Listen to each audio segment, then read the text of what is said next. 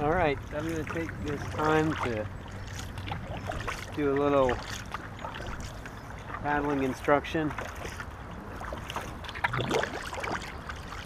So here we are, called the dam at Lock Haven. To the right is the Woodward Township boat launch. And let's talk about preparing for a race. First of all, yesterday I made sure I was hydrated. So in the evening I just drank plain water. You know, probably 2 glasses, maybe 3. As far as eating, it's important the day before a race not to do too much hard digestion type items such as a lot of meat, you know, fat. Lean meat is okay, like chicken, things like that. Probably having a big steak the night before a race, not always a good idea. Best to have sort of like the lighter meal. Again, chicken is okay, lean beef a little bit okay, but balance it with vegetables, carrots, green pepper, whatever, salad, without a lot of dressing. So grains are good too. Whole grain breads, multi-grain, even things like a peanut butter and jelly sandwich on a multi-grain is a good snack, maybe the night just before you go to bed if you need something like that.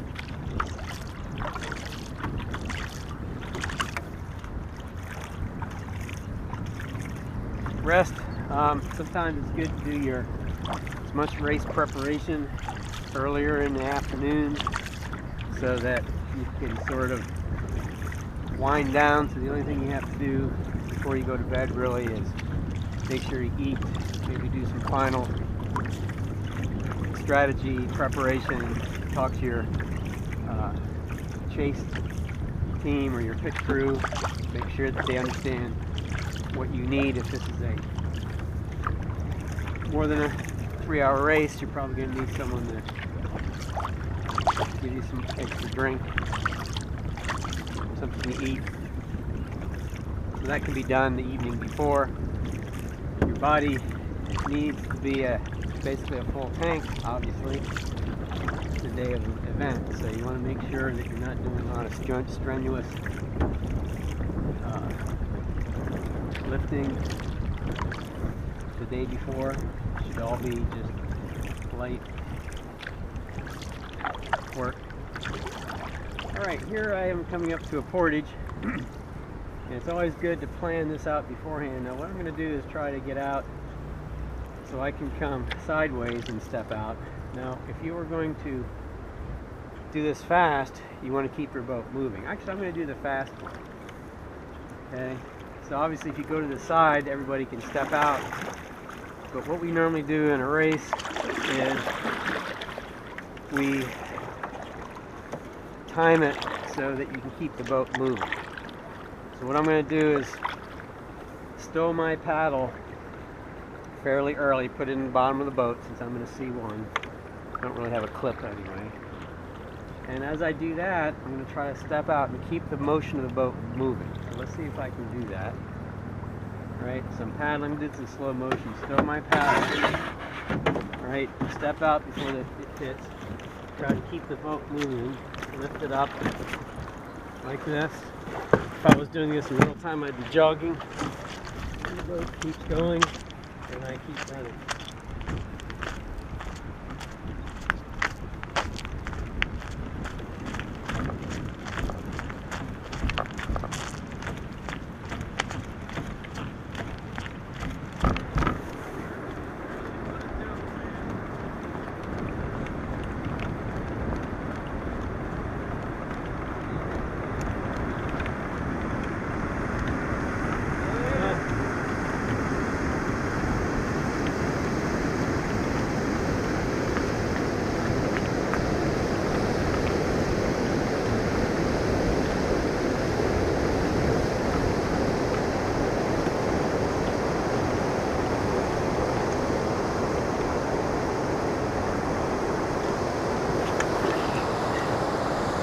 Now, putting in, kind of important, make sure that your water hose is not siphoning, stuff like that. A jug only takes a few minutes to siphon out, so if you have a water hose, very important to make sure when you put in, you take a quick look, because when the boat's jostling around, it's possible that your hose could be on the floor siphoning. So double check, I'm good. So it's important to grab your paddle, and you can use it to kind of stabilize on the bottom. You always want to step in the center of your boat like this. If You're going to do 1 foot, step in. Obviously that's way you don't tip the boat to one side or the other. A lot of people like to drain their shoes just so that you're not taking too much water in, although we do have the bail, or at least in the C1, but a war canoe you don't. Now, you'll notice the current. You want to look for the V, look for any rocks. I would say the best bet for me in a C1, since by myself, I'm going to stay close to the right. There's a V right here. If I was in a C2, I'd probably be out towards the center. Most of the time your current's going to be at the center, or to the, just to the left or right or center. So I'm kind of hitting the V, see where the water comes in here, right? And also when you paddle, you want to bury your paddle deep and full here, because the water is accelerating so that you don't have to use your muscles so much. If you plant, use your back and your feet, let the current pull the boat forward up to speed. And once you're kind of up to speed, then you can paddle your normal stroke. Good morning. Now, kind of always looking ahead, see where the water is. Now my stroke, in shallower water, you typically want to have a little higher cadence, maybe 72 to maybe 78 strokes a minute. I'm not really that fast now, but I'll get up to that speed. Also, when it's rough like this, always paddle on the tops of the waves, right? So I don't know if you can see this, but when you see the top of the waves, that'll make you more stable for obvious reasons. I didn't know that or think about that until someone, a whitewater paddler, told me about hitting the top of the wave. Even though that throws off your stroke length a little bit, it will help you with your stability. You won't feel quite as shaky if you do that. Now, you always want to look for swirls in the water where there might be a rock underneath, especially if the water's dirty. You'll kind of recognize a rock just under the water by the swirls. So you want to avoid any swirls that are just sort of by themselves. Now here, in this case, I've got an island on my left, and there's going to be an eddy of dead water behind that island. So I want to make sure if I have an island like that, I don't just sweep in right behind it, because that slow water can extend for hundreds of feet below. So the fastest water, which you want to look for, is probably about where I'm at. Okay. Again, a lot of it depends on your competitors. If you have somebody that's as fast as you, just ahead of you, most of the time it's best just to stay directly behind them. Especially if there's a headwind, they will decrease the wind resistance by staying right behind them. If you're good with your boat control, you can actually get directly behind them or on the side of them and ride their wake, ride the wave that's being thrown off by the boat. That's a little bit more advanced steering, and everybody in the boat has to help. The guy steering really can't do everything himself. Even in a two-man boat, the person in the bow has to help with the minor corrections to stay on a boat's wake. As you can see when you paddle, like I'm paddling on the left side, the canoe naturally wants to go right.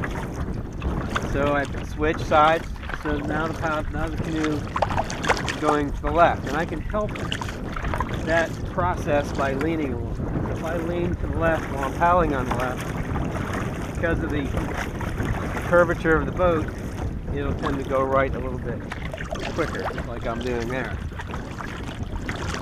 So, obviously canoes and kayaks go in a slight S fashion, and you want to optimize, the number of strokes on each side versus how much you're going in an S. For a war canoe, a 6-person canoe, even a 4-person canoe, I would say that you want to go as straight as possible, because every time you go too far in one direction, you have to come back you're working really hard and that boat speed is going to slow down. So there's tremendous momentum in a 4-person, 6-person boat that you want to keep going. That's why I think those boats typically are much faster than a 2-person or 1-person boat, because of that momentum. And of course more horsepower per length of boat and all that stuff. But where in the C1,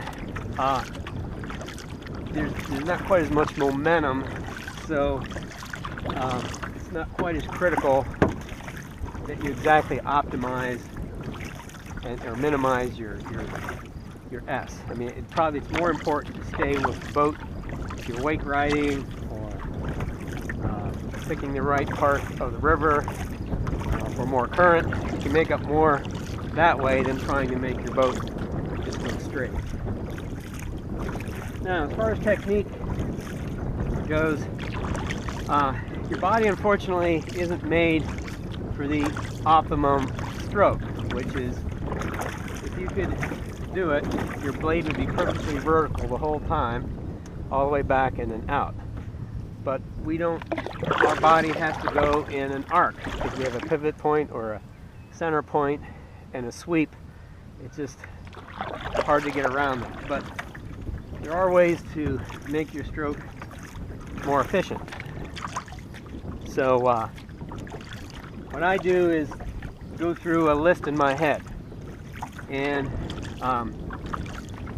what I try to do first of all is try to get my paddle in the water quickly without having any airtime or too much what we call fanning. So if you find you're going way up high and fanning and coming down, you're